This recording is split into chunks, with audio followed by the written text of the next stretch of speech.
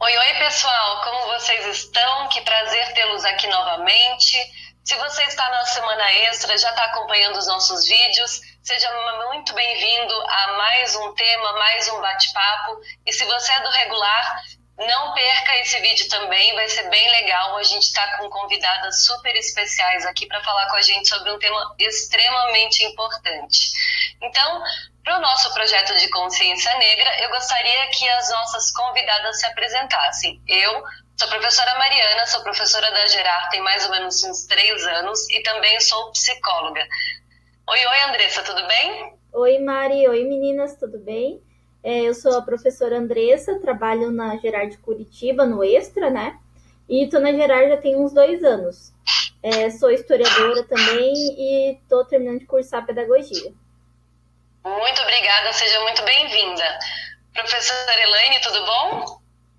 Olá, tudo bem? Eu sou professora Elaine, da subsede de Blumenau. Sou professora do módulo regular ou específico. Sou pedagoga com especialização em neuropsicopedagogia.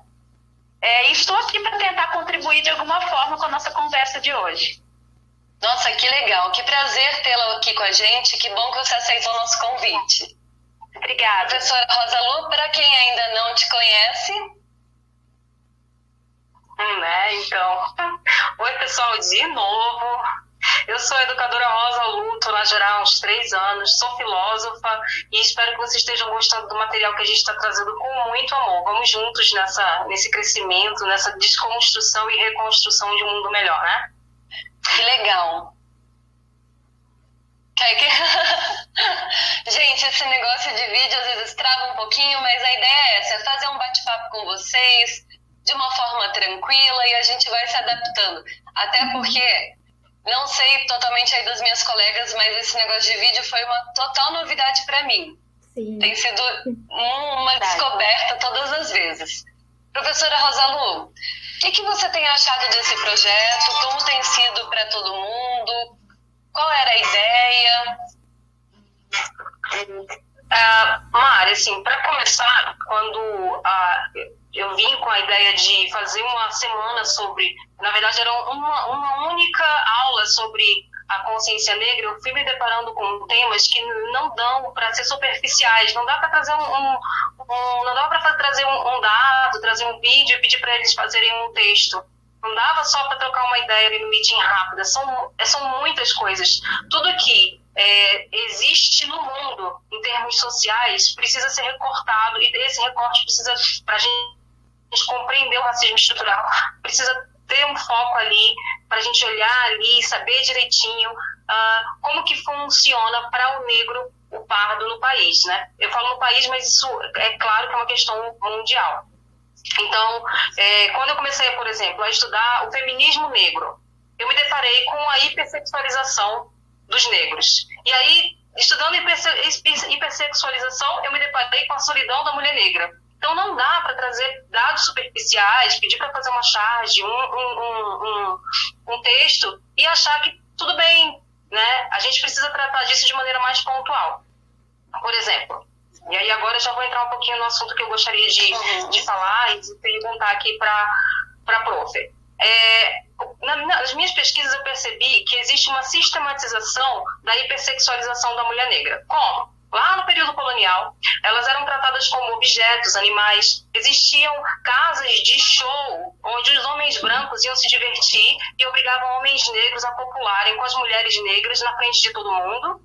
Para eles, era muito bom que a mulher negra engravidasse de outro negro, porque teria mais um escravo na fazenda. E em alguns casos, os homens brancos também copulavam com as mulheres negras. E a partir desse processo, né, de estupro, porque vamos dar os nomes aos bois, de estupro, de coação, em alguns momentos existiu o nascimento de filhos que são de mulheres negras com homens brancos, e aí o Brasil virou hoje essa potência em termos de diversidade, né? Porém, é importante a gente entender que essa sistematização da hipersexualização da mulher gerou o que a gente tem hoje em termos de sociedade, que são mulheres que são super sexualizadas, né, hipersexualizadas pela população, gerou estereótipos, gerou o coletivo, né, o pensamento coletivo implícito de que a mulher negra é para trabalhar, a mulher mulata é a mulata exportação, é para mostrar para os amigos, porque é super sensual, é para levar lá para a Itália da vida e mostrar, olha aqui a mulata que eu peguei lá no Brasil. E a mulher branca é a mulher para apresentar para a sociedade, para casar, para ter filho. Então, a partir do momento que a gente olha para essa sistematização, a gente chega num momento onde a gente tem dados muito sérios e muito perturbadores, eu acho que essa é a palavra, da solidão da mulher negra, onde a gente encontra, por exemplo, uma mulher que a mulher negra, ela tem um número de mulheres negras mães solo muito maior do que mulheres brancas mães solo. A gente consegue encontrar dados específicos de crianças sem registro do nome do pai, onde a mãe é negra, e crianças sem registro do nome do pai, onde a mulher é branca. E os filhos de mulher negra, sem o registro do pai, são muito maiores. Os números são muito maiores. No material que eu fiz, eu coloquei alguns desses dados que são perturbadores e que trazem a realidade do Brasil, onde, depois dessa sistematização, a mulher negra se encontra hoje numa posição frágil, mais frágil do que a mulher branca. Então, o feminismo negro ele vem como um recorte de pautas que são direcionadas para a mulher negra e que a mulher branca não tem ideia, não consegue perceber como uma pauta a ser priorizada, né?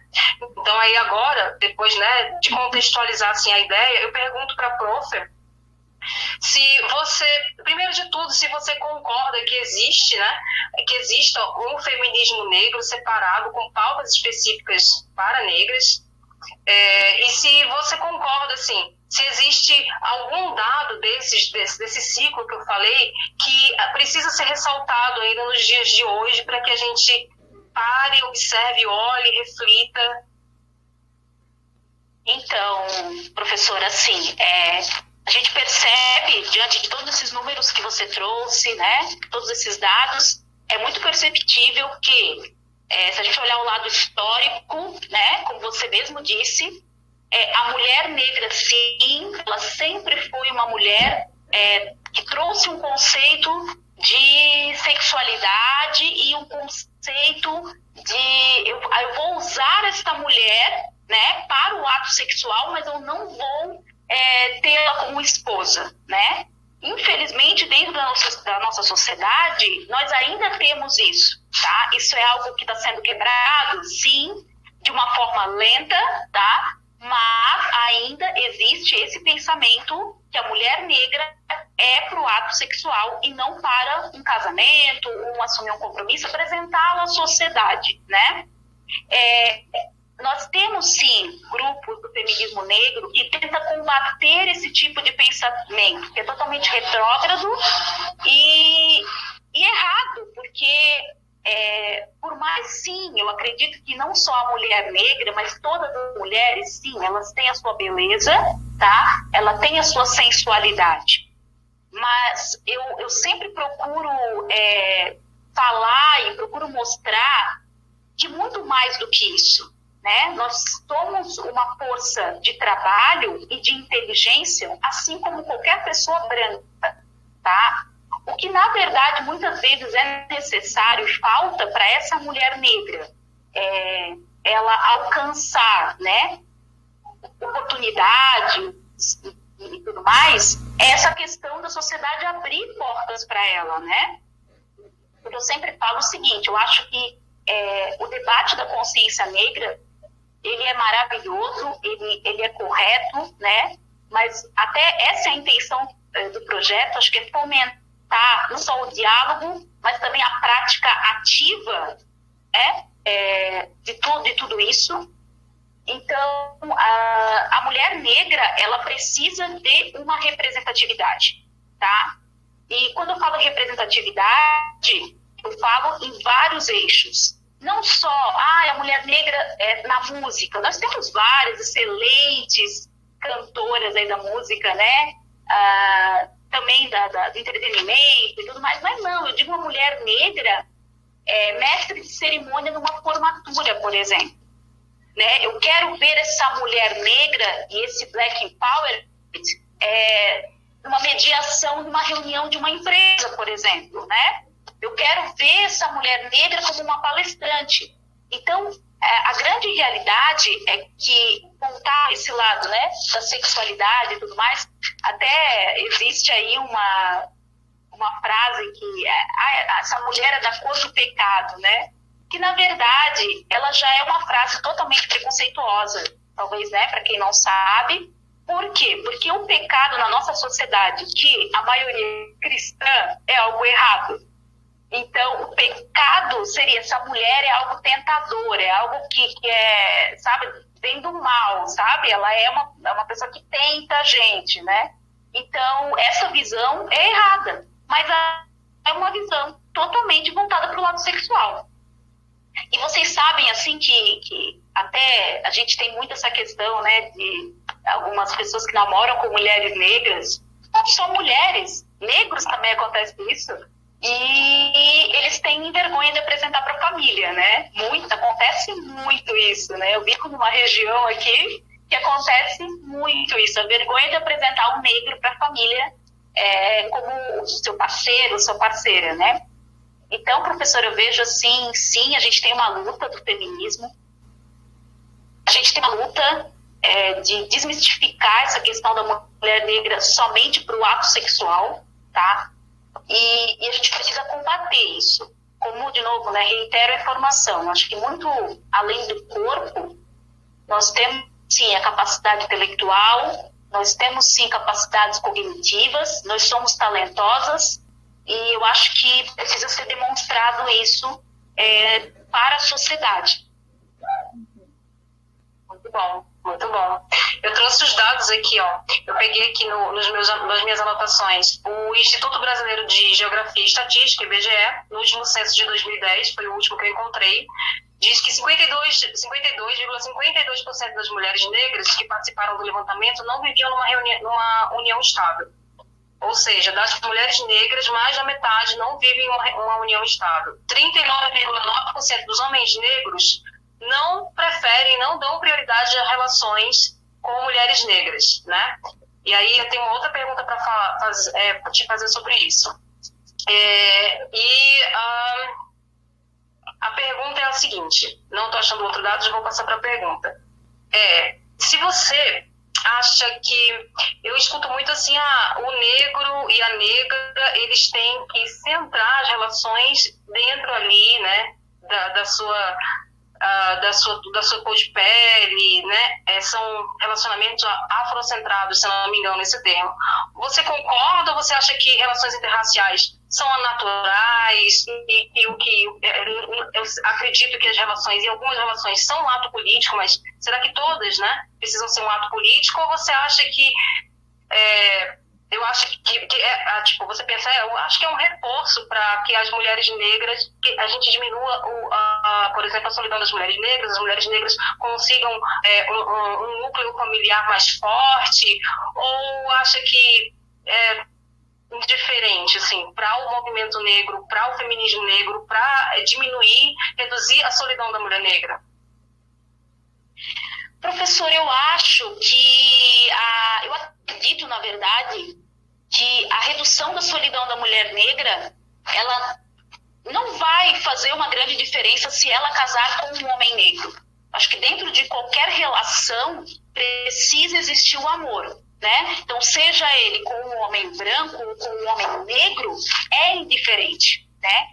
Eu acredito que, claro, se a mulher negra encontrar uma parceira ou um parceiro negro, é claro que vai ter a questão da identificação e tudo mais, mas eu acredito que, muito além disso, até nos Estados Unidos tem um reforço bem grande nessa questão de casais negros. A gente observa muito isso em filmes e tudo mais, né?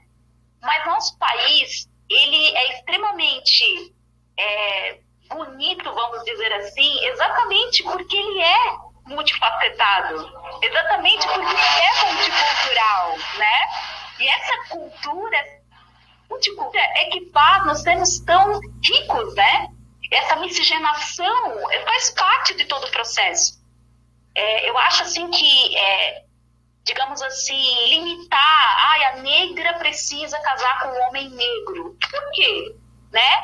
Eu acho que ela tem que casar, ela tem que estabelecer uma relação com quem ela achar é devido e com quem ela sinta felicidade. Né? Eu acho que a solidão da mulher negra, talvez o grande problema é a questão desse olhar, tá, da sociedade, de uma grande parte da sociedade, em que a mulher negra não está preparada para um compromisso, porque ela é a mulher serviçal, porque ela tem um estereótipo da mulher que é para ser mãe solteira, né, mãe solo, porque ela tem um estereótipo que ela só serve para a sexualidade, para o sexo, né? Então, se nós quebrarmos esse tipo de pensamento totalmente preconceituoso e limitado, a mulher negra não vai ser tão sozinha assim. É claro que muitas até preferem, né, estar sozinhas, né? Elas até preferem, mas eu acredito que não é uma relação de raça, assim, raça com raça da mesma raça, que vai mudar isso. Eu acho que realmente é o respeito e a compreensão que a mulher negra, ela é como qualquer outro ser humano, ela quer ser feliz, ela quer ter família, ou não, também. Hoje a gente já tem até essa questão da família muito, também um pensamento, às vezes, né, alguns acreditam que, não, eu prefiro estar sozinha, mas o que importa realmente é a felicidade. Seja ela da mulher branca ou da mulher negra, é a felicidade do amor mesmo. Eu acredito nisso, né? Eu até gostaria de falar, né, com vocês, enfim, porque assim, esse assunto, eu creio, né, nós aqui como mulheres sabemos bem disso, que é um assunto bem tabu na sociedade, né, falar sobre o feminismo, mesmo que a gente já tenha, né, tido muitas ondas de feminismo na sociedade, né, desde lá de antigamente, enfim, várias mulheres tentaram, né, seguir as suas vidas, né, mostrar que são capazes, enfim, e até hoje a gente sabe que nós todas vivemos numa sociedade extremamente machista, né, onde os homens sempre têm mais voz, têm maior colocação, têm lugares de prestígio, né, em empresas, em escolas, são mais respeitados, né? E eu acho que uma das pautas do feminismo também que é interessante a gente lembrar, né, para a galera, enfim, é a questão de que hoje em dia, não sei minhas colegas, mas muito se tem medo de ser mulher, né? Por exemplo, medo de sair à noite, medo de ir para uma balada e acontecer alguma coisa, medo de ter um companheiro que não seja o que ele aparenta ser, né? Que a gente vê várias histórias na mídia. E que eu escuto que muitas pessoas falam que é uma pauta desnecessária, né? Porque não entendem o real significado. Eu queria até ver com as meninas aqui, com a Prof. Elaine, principalmente, porque eu penso assim, se para uma sociedade no geral, ser mulher já é difícil conseguir emprego, né? Recebe menos, tem menos chances, eu fico imaginando para uma mulher negra, porque a gente já vê, né, várias partes onde o racismo ele é bem estruturado também, né? Onde homens e mulheres negras já recebem menos, têm menos chance a estudos, enfim. E eu queria saber, por essa questão da pauta específica do feminismo, porque tem gente também que fala que não precisa separar, porque feminismo é uma coisa só, enfim, né? E eu queria saber o que vocês pensam dessa parte. Por que tem que ter uma pauta, né, daí separada, pensando na atualidade que a gente vive hoje, né? Desse medo e tudo mais que a gente presencia.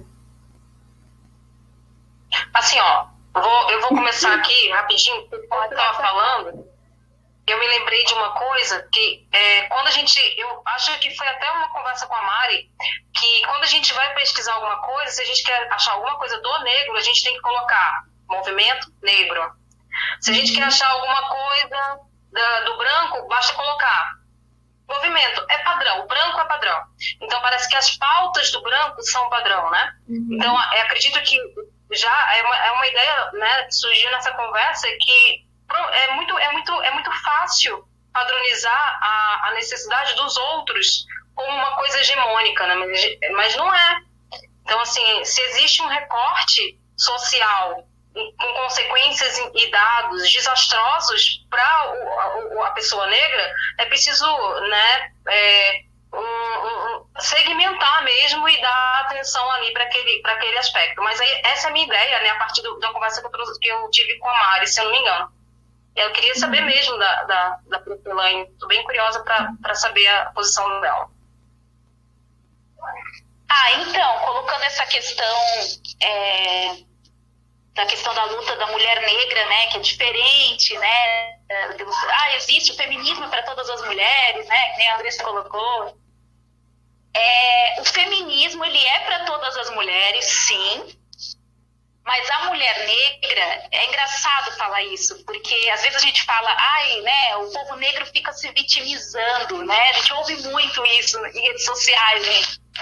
E parece que a nossa luta foi tão igualitária, né? Parece que o negro nunca precisou lutar por seus direitos, né? Eu acho isso muito engraçado, assim.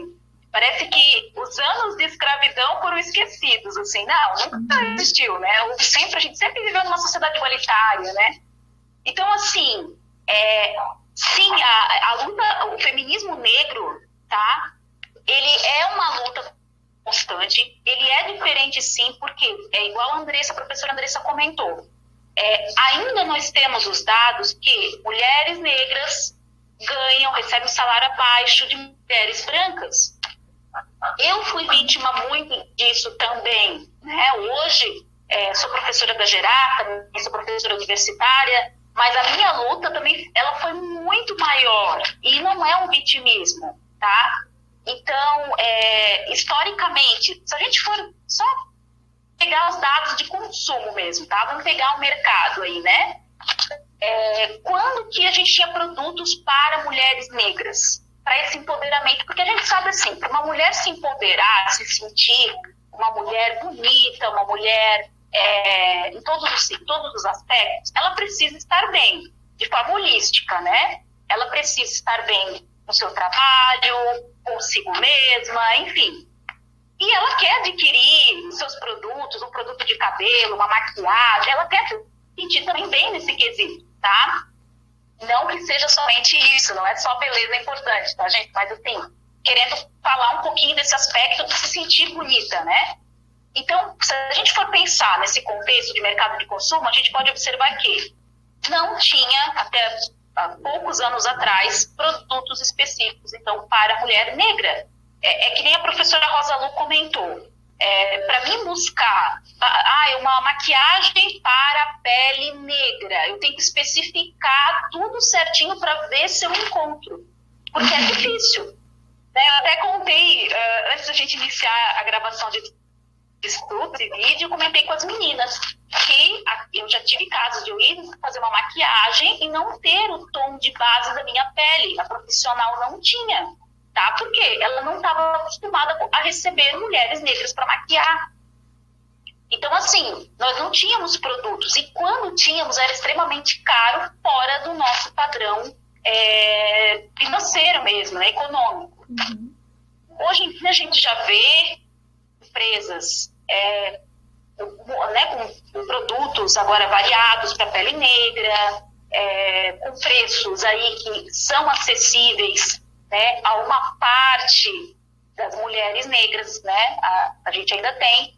Dentro das regiões periféricas, nós temos mulheres negras se tornando aí empresárias, começando o seu negócio, dentro da periferia mesmo, né, fazendo ali uma rede de consumo negro que é maravilhoso, que eu acho isso super bacana. E, então, assim, a gente está conseguindo galgar a passos ainda muito lentos os nossos direitos e conseguir um espaço realmente dentro da sociedade.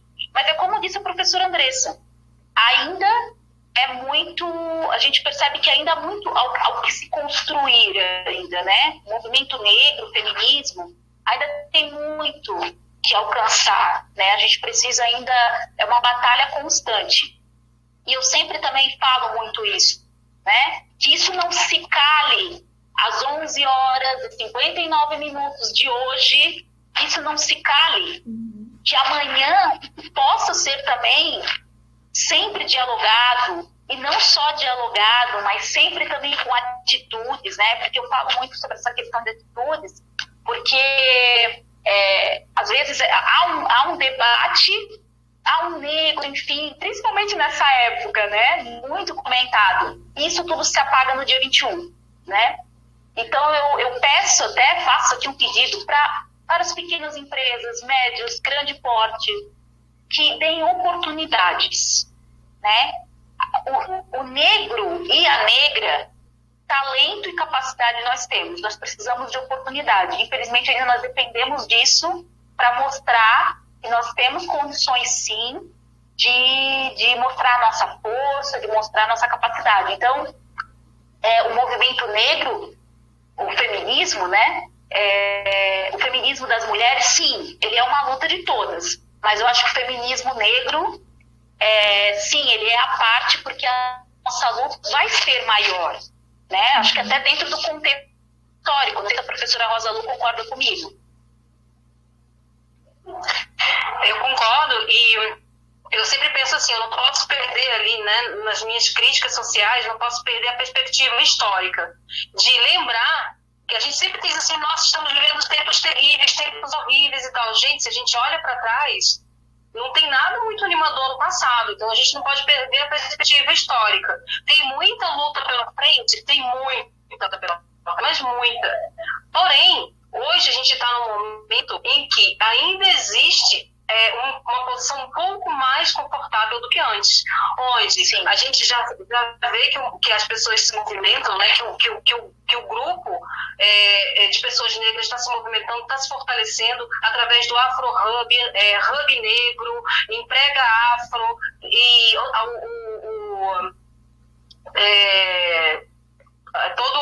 toda a amplidão que eles conseguem, juntando ali a sua comunidade em prol de fomentar o negócio de pessoas negras. Então, um negro fomentando o trabalho do outro, o que o outro apresenta, e é bem bonito de se ver, e isso é um exemplo espetacular de como uma comunidade unida consegue vencer certas barreiras sociais, né? Ainda tem muita luta pela frente, tem muita luta pela frente. Mas, se a gente olha para uma perspectiva histórica, a gente percebe que a gente já está conseguindo algumas melhorias. Essa questão da base, por exemplo, eu me lembro que eu trabalhava numa empresa de cosméticos e tinham 34 cores de base. 34 cores, tons de base. Mas não tinha nenhum para negra. E tinha uma negra que trabalhava comigo, porque eu morava no Nordeste, e ela era uma negra baiana, bem retinta, lindíssima, parecia uma deusa, assim. Eu ficava assim, embaixo da cauda olhando para ela, porque realmente uma mulher incrível. Mas ela dizia, Rosa Lu, para usar corretivo, eu uso o corretivo que a mulher branca acha em qualquer esquina, de qualquer marca, de qualquer valor. Ela usava sombra, porque não encontrava corretivo na cor de pele dela. Isso é o quê? Há uns 7 anos atrás. Hoje em dia, nessa mesma empresa que ela trabalha até hoje, trabalhávamos juntos, já existem alguns tons para várias tonalidades de cor de pele negra. Então a gente tem, dentro de uma perspectiva histórica, a gente já consegue ver alguns avanços, não que não tem muita coisa para ser galgada, né? Mas a gente já encontra alguns avanços. E eu queria só dar uma contextualizadinha. Quando a própria falou ali, porque não quero que se encerre, espero que não se encerre a discussão hoje, é porque a gente está gravando no dia 20, Dia da Consciência Negra. Apesar de só ir ao ar, só vai pro canal lá, enfim, na quarta-feira da outra semana, né? Então, só para dar uma contextualizadinha para os jovens não ficarem perdidos. A Andressa está com cara de quem quer perguntar alguma coisa. Andressa, me interrompe, senão eu falo até amanhã. Não, eu queria, né, trazer assim, para discussão, né, porque como a gente está falando, né, do feminismo negro, e existem várias mulheres, né, não só no feminismo negro, enfim, mas que são parte dessa história, né, que são mulheres que sempre são à frente do seu tempo, né, que buscam melhorias, né. Eu sou apaixonada pela história daquelas mulheres que eram matemáticas da NASA, né?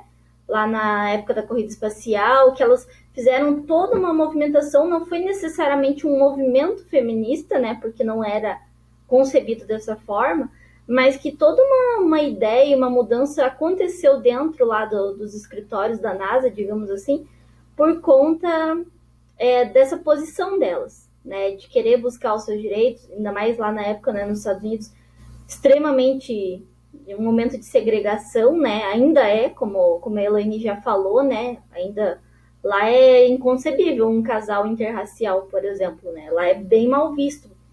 E assim, tem vários outros exemplos, né, que a gente tem aqui no Brasil. Eu gosto também muito da Maria da Penha, né, tem várias mulheres nesse quesito, e queria que vocês também comentassem algumas, assim, que te inspiram, né, que mostram que dessa parte do movimento negro, do feminismo e tudo mais. Vou começar? Vou começar, então. Eu sou completamente apaixonada pela atriz Viola Davis. Ela foi uma das grandes lutadoras aí do Oscar, né? Em relação que as mulheres negras não ganhavam o Oscar e também, né, as mulheres não tinham participação assim no Oscar, a não ser de forma musical, né? E ela, sou totalmente apaixonada por ela. Eu acho, o Barack Obama para mim também foi uma referência como presidente negro. Acho que ele foi um excelente presidente, tá? Enfim, gostei muito da atuação dele. Vamos trazer um pouquinho pro lado aqui do Brasil, né? Não só para falar do pessoal de fora. Aqui no Brasil, por exemplo, tem digamos assim, não sei se eu falo youtuber ou enfim, mas ele é o Thiago Fonseca, né? Que ele é um grande aí comentador das vendas pela internet e tudo mais, né? E ele fala muito que ele quer ser o primeiro bilionário negro do Brasil. Inclusive, eu fiz uma pesquisa sobre isso e realmente no mundo existem mais de 2.000 bilionários, sendo que só 16 deles são negros.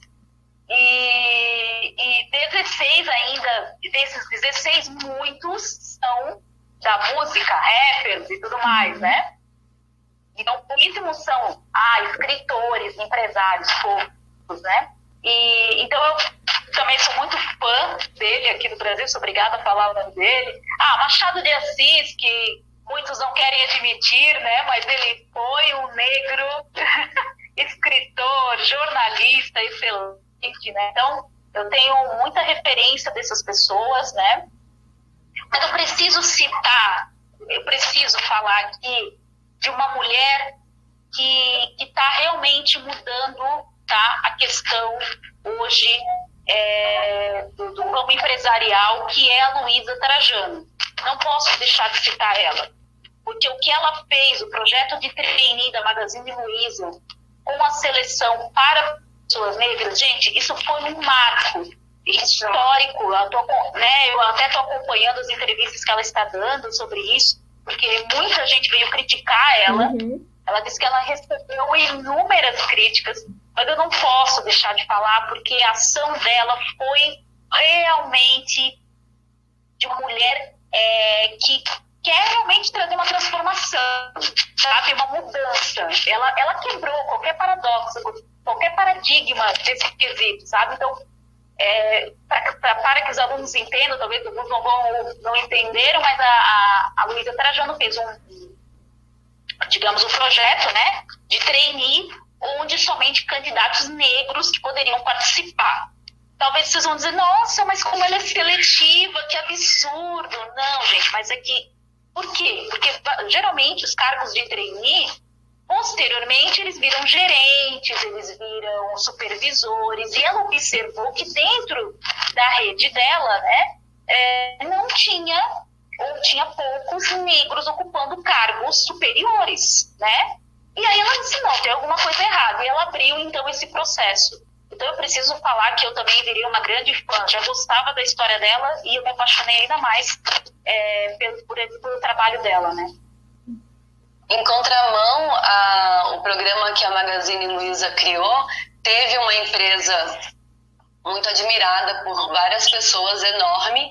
E aí a dona da empresa vai e fala num programa, numa entrevista, que não consegue contratar, não tem negros nos cargos altos porque ela não pode nivelar por baixo. Foi Nubank, né? Vamos dar nome aos bois, gente. Nubank. Vamos E aí ela começa a perceber que não é assim que vai funcionar, não é assim que a empresa dela vai para frente, vai continuar a evolução. E aí ela tenta mudar a atitude dela fazendo programas de trainee, porque justamente o trainee, gente, para quem é muito novinho, ainda não conhece, você acaba de se formar ou está muito perto da sua formatura na faculdade, como se fosse um estágio para quem já está entrando na profissão.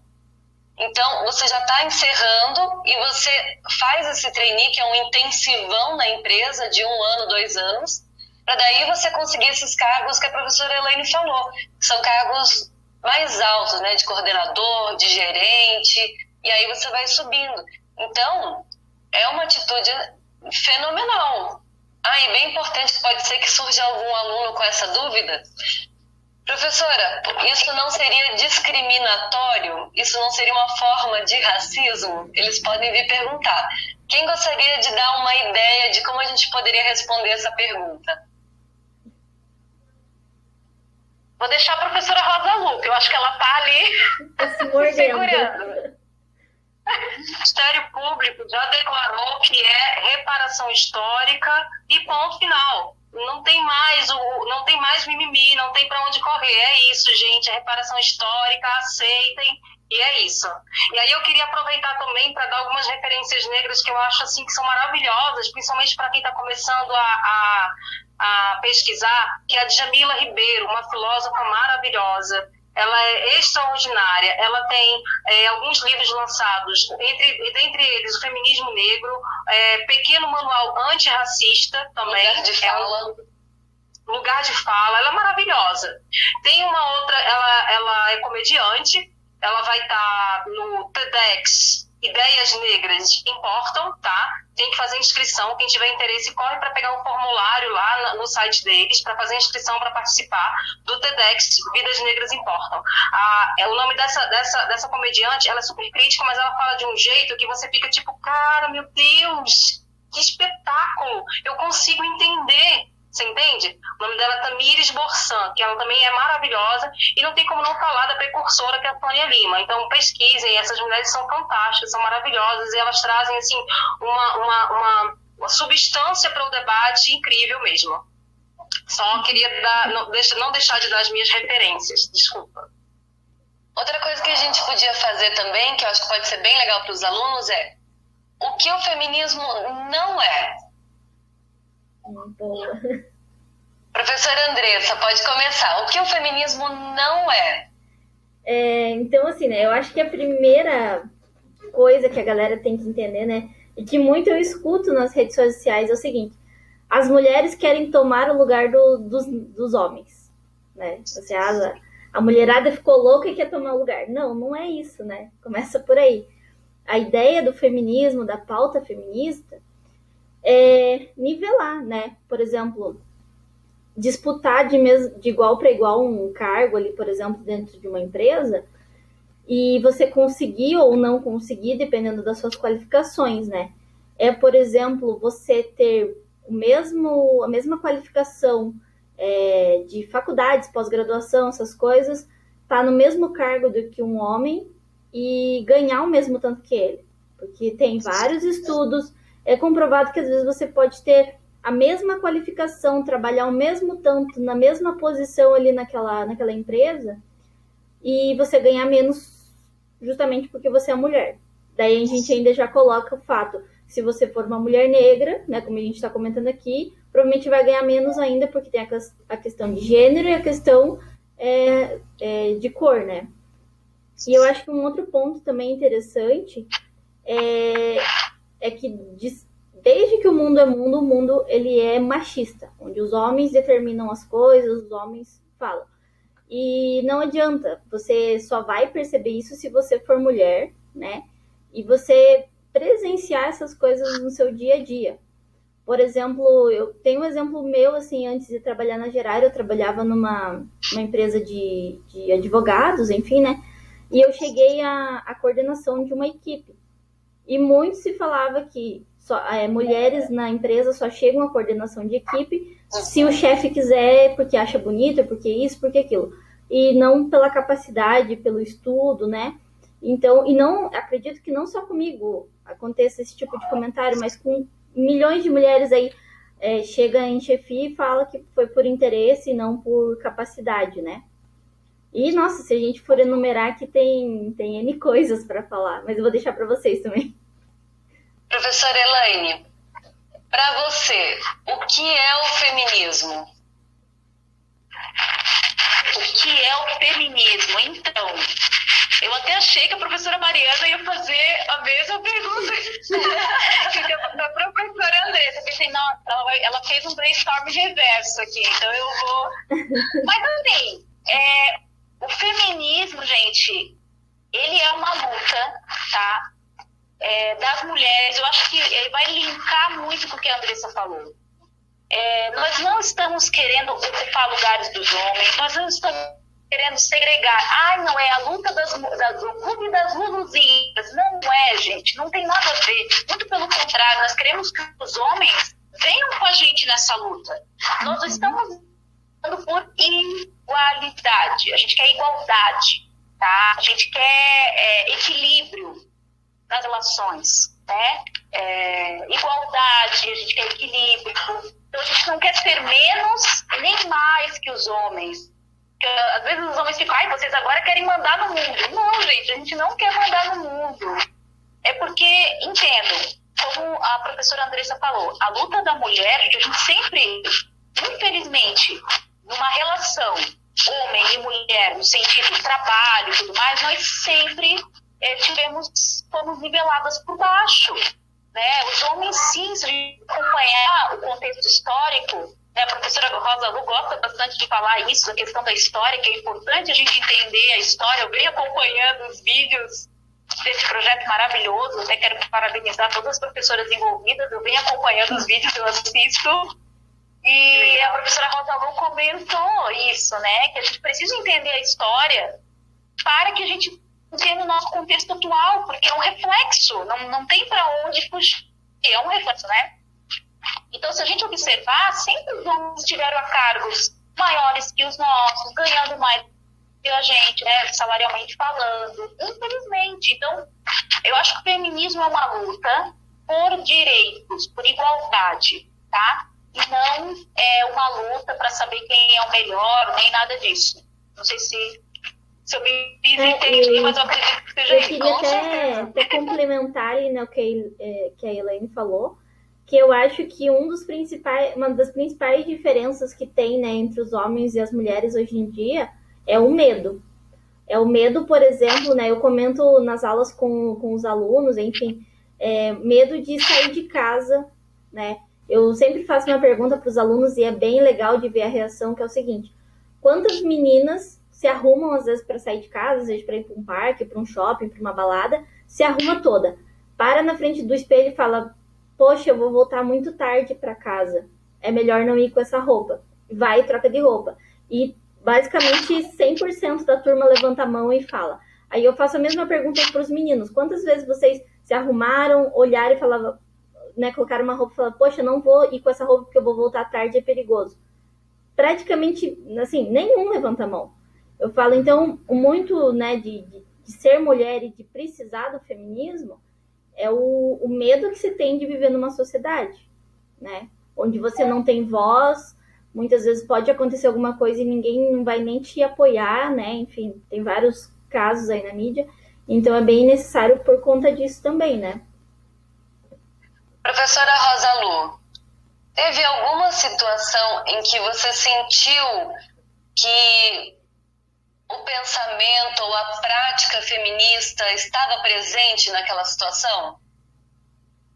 Eu vi isso na prática, não só na teoria. Olha, Mari, vou te dizer uma coisa. como eu gosto de olhar com uma perspectiva histórica, só o ato de votar, de estar aqui falando, temos 4 mulheres tratando sobre um assunto super pertinente, e assim, né, super importante para uma construção. Eu acredito que já é, por exemplo, o feminismo em prática. Eu poder usar uma calça jeans, ou agora tem um movimento de mulheres que não querem usar o sutiã. Só isso já é o feminismo em prática.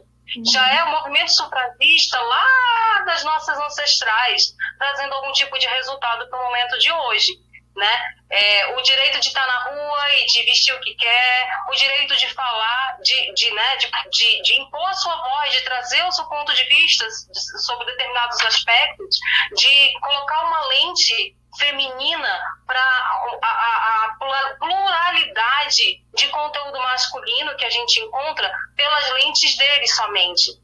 Então, assim, eu acredito que só o fato de a gente estar conseguindo voz, de conseguir ser ouvida, né? De a gente conseguir ver, por exemplo, que, eu acabei de falar do Nubank, mas tem uma mulher lá que é CEO, você entende? Tem uma mulher que está lá, poderosíssima. Temos casos agora, mais recentes, de mulheres que estão assumindo, mulheres negras, inclusive, estão assumindo a Câmara Municipal, né?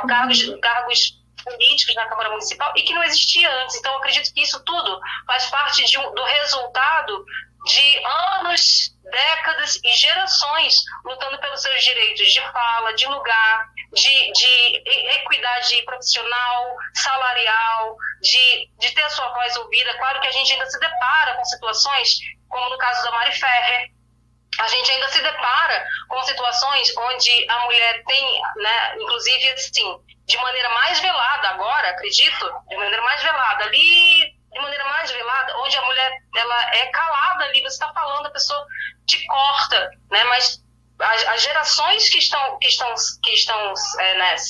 vindo e que estão, como se diz, aproveitando dessas conquistas, elas vão buscar novas conquistas, porque essas já foram conquistadas. Então vamos ver o que ainda dá para ser conquistado, o que ainda é preciso, o que é necessário ser conquistado. Mulher ser ouvida, mulher em determinados cargos. Enfim, eu acredito que toda essa articulação já é um resultado do primeiro movimento sufragista, do movimento feminista, de todas as conquistas que a gente vem buscando ao longo da história. Com certeza. Então, para deixar bem claro, que tem uma teoria, tem uma história, tem um contexto, mas ela é prática. A luta feminista branca, a luta feminista negra, ela é uma prática, né? Ela está lá no dia a dia também, ela é uma luta diária, ela é um conceito aplicado, não é uma coisa somente do livro. No livro a gente vai lá para aprender mais, para entender por que está começando a surgir diferença, mas ela está na nossa prática no dia a dia, né? Meninas, o que vocês me diriam, por exemplo, qual é o valor da diversidade? Por que é tão importante que todos esses grupos tenham a sua própria voz, o seu próprio lugar de direito? Bom, acho que eu posso falar. Não sei, né, a visão das colegas, mas o que eu acho importante, assim, é porque, primeiro, cada pessoa ela é única, né? Eu tenho aqui a Mari como amiga, a Elaine, a Rosa, a gente conversa, né, tudo, mas no fundo as necessidades, as escolhas de cada uma é bem, bem pessoal, né? E, por exemplo, assim, eu posso ter a empatia e entender as causas do movimento negro, do feminismo negro, né? Posso apoiá-las, com certeza, mas nunca eu vou sentir aquilo de fato, né? Porque não é a minha vivência, né? Eu não posso afirmar, o pessoal negro, né, as mulheres negras sofrem isso, não sofrem aquilo, porque eu não posso, não é o meu lugar de fala nisso. Como eu falei, eu posso colaborar com o movimento feminista negro, né, eu posso estar engajada nas mesmas lutas ali, né, para colaborar, enfim, mas eu acho necessário ter essas divisões, querendo ou não, para que todo mundo tenha acesso a tudo que precisa. Por exemplo, a Rosa, né, a gente sabe, ela é uma mãe excelente, tudo. Eu não sou mãe, eu não posso julgar das mesmas maneiras os questionamentos que ela tem, as necessidades que ela tem. Então, eu acho que são coisas bem diferentes, que daí só aquele determinado grupo vai poder falar, né, por eles, o que eles precisam, qual que é a função, né, daquilo. Claro que num todo, né, se a gente for pensar, as mulheres, vai ter as coisas que unem, né, todos esses grupos, digamos assim. Mas, no específico, cada um sabe o que precisa daí. Professora Elaine, sobre a mesma pergunta, qual que é a importância para você ter essa diversidade com voz, com lugar de fala, com seus lugares de direito? Eu falo das minhas palavras, são as palavras da Andressa, as minhas palavras. Assim. Eu acho que nós aprendemos muito com o outro. Aqui, nós estamos aqui com 4 professoras que vivem em contextos sociais diferentes, que vivem dentro de uma relação diferente, né? Mas nós aprendemos muito uns com os outros. Né? Eu acho que isso é tão importante, é uma coisa mágica, na verdade. Porque o ser humano ele não foi feito para ser um ser sozinho, tá? Ele é um ser social, né? Então, eu acho que essa diversidade faz parte do crescimento, porque eu amadureço com o outro, né? Eu acabo aprendendo coisas novas, culturais e tudo mais, que me agregam muito, né? Agregam valor. Igual nós, professoras, assim, quando estamos em sala de aula, nós temos ali um indivíduo, né? Cada um de um jeitinho diferente, pensamento diferente, que só vem para somar, né? E eles levam um pouquinho, né, de nós com eles, né? Então, isso é muito interessante. Então, eu acredito que a diversidade, claro, como a professora mesmo colocou, né, esse ponto de fala, todos têm direito, né, de falar, né? Todos têm esse direito de falar, de mostrar quem de ter oportunidades, né? Nós queremos realmente sermos participativos e ninguém é inferior a ninguém. E isso não só no contexto legal, não só na Constituição, né? Todos são iguais perante a lei. Não, esse contexto também tem que vir para a realidade. Todos são iguais perante a lei, todos têm voz e vez perante a lei e dentro da sociedade. Então, essa diversidade é incrível, assim. Eu acho que é uma troca e que é de extrema importância para todos nós. E só enriquece, né? Eu acredito que só enriquece. Muito bom. Então, só daí eu te faço a pergunta e você vai, professora Rosa. Sobre essa diversidade, como que você enxerga um futuro e onde que a gente se encaixa nessa fala que a professora Elaine trouxe, a professora Andressa? O que você acha, professora? Então, antes de responder sua pergunta, eu quero pegar ali o gancho do que a Elaine falou, que é o seguinte, o lugar de escuta, ele é muito desconfortável, né? Estar num lugar de escuta, ele é extremamente incômodo, exige uma série de esforços de a concentração, de não imposição das suas ideias, é extremamente desconfortável para começar. E uma questão e sobre a diversidade, eu gosto muito de contextualizar com os jovens o seguinte, eu geralmente pergunto quantos tipos de planta existem? Quantos tipos de peixe existem? Quantos tipos de flores existem? Quantas cores existem nas flores? Quantos formatos de pétala? Então, assim, se a gente olha para a natureza, a gente percebe o quanto que a natureza é diversa, né? Ela é completamente diversa. E nós somos natureza, nós somos orgânicos, completamente orgânicos. Tem toda a questão espiritual, óbvio, tem toda a questão mental, óbvio, mas se a gente olha para o contexto social, para a vivência ali, nós somos animais orgânicos. Então, se tudo na natureza, que a gente faz parte enquanto organismo, é diverso, é natural, a diversidade é natural que o ser humano seja diverso. O mínimo que a gente pode fazer é aceitar essa diversidade, não é mesmo? Mari, você pode repetir a pergunta, por favor? Mas está super na linha do que você está trazendo, só passou o avião. Como que é esse futuro diverso? Se as pessoas tiverem essa consciência de que não somos iguais e tem lugar para todo mundo, e a gente tem que dar lugar para todo mundo, o futuro ele vai ser como nessa diversidade? O que que a gente ganha com isso? Como seria a humanidade se a gente se entendesse, se respeitasse e colaborasse?